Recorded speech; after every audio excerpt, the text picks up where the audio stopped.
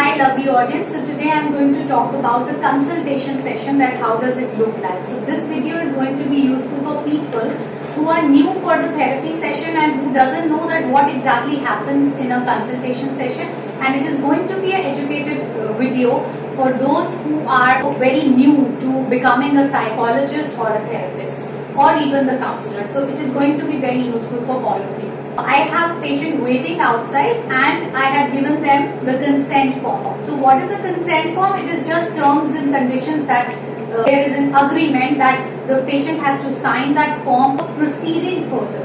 So briefly, if I have to tell you, just I'll let you know few pointers to help you understand what is the consent a therapist can see.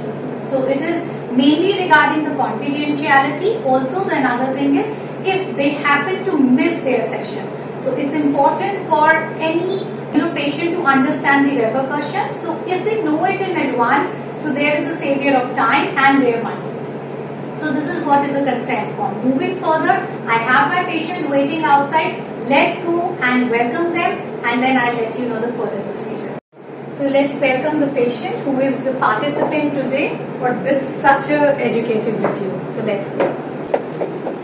So have you filled the consent form? Thank you so much. Please welcome.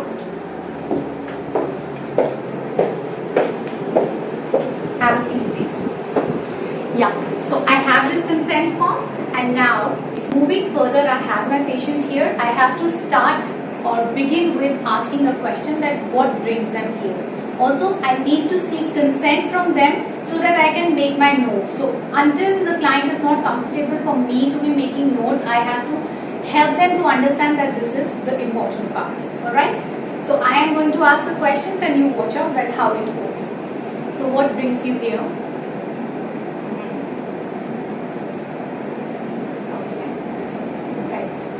Okay, so my patient has a concern regarding the work life, also the personal life. So I am going to dive into the deep history of the patient's past, also whatever is bothering my patient in their workplace, also in their personal life. So now there are many interns who do ask me questions that if there are a set of questions for certain type of a case.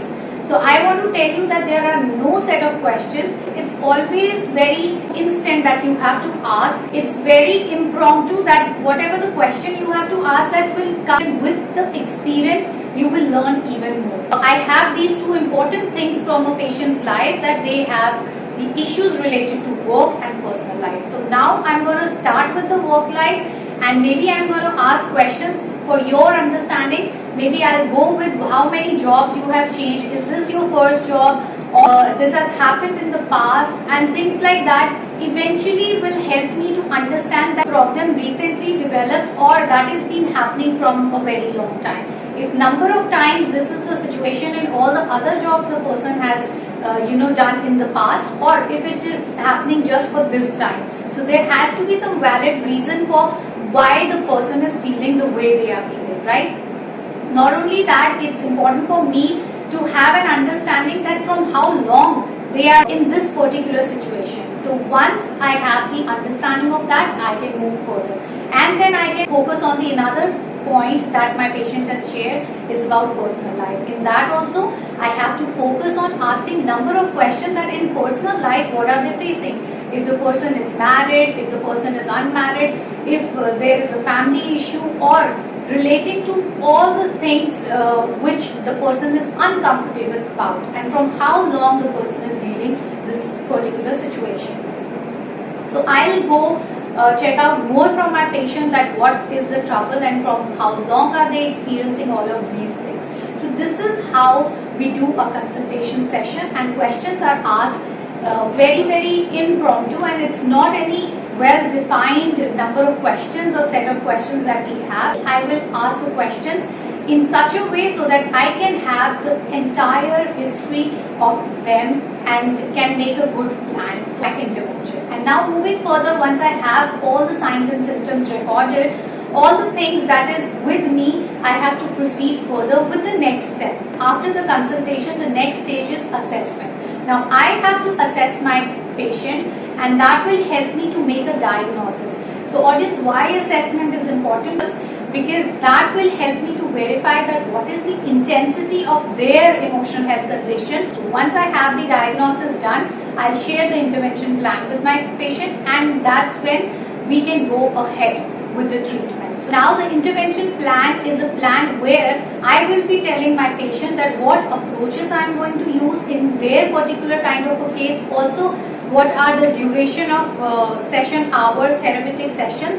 Also I will tell them the brief about the monetary structure of the therapeutic intervention plan. And now the patient also has the right to ask me number of questions relating to their conditions, also the monetary part and the session duration or interval of session from one to another, and so many questions whatever they have in their mind, right? So this is how we agree with the intervention plan, and once the client or the patient is comfortable, that's when we can go ahead with the therapeutic session. So this is all insights of the therapy room. So you have got a great understanding. So you know what a consultation is. Now next time if you will see your psychologist or therapist, don't be afraid. Those who are aspiring psychologists, therapists or counselor, very good luck for your future, and I will definitely catch you in my next video with more content which is going to be more educative and useful. Thank you and stay tuned with Good Mental Health. Thanks for watching. Stay blessed.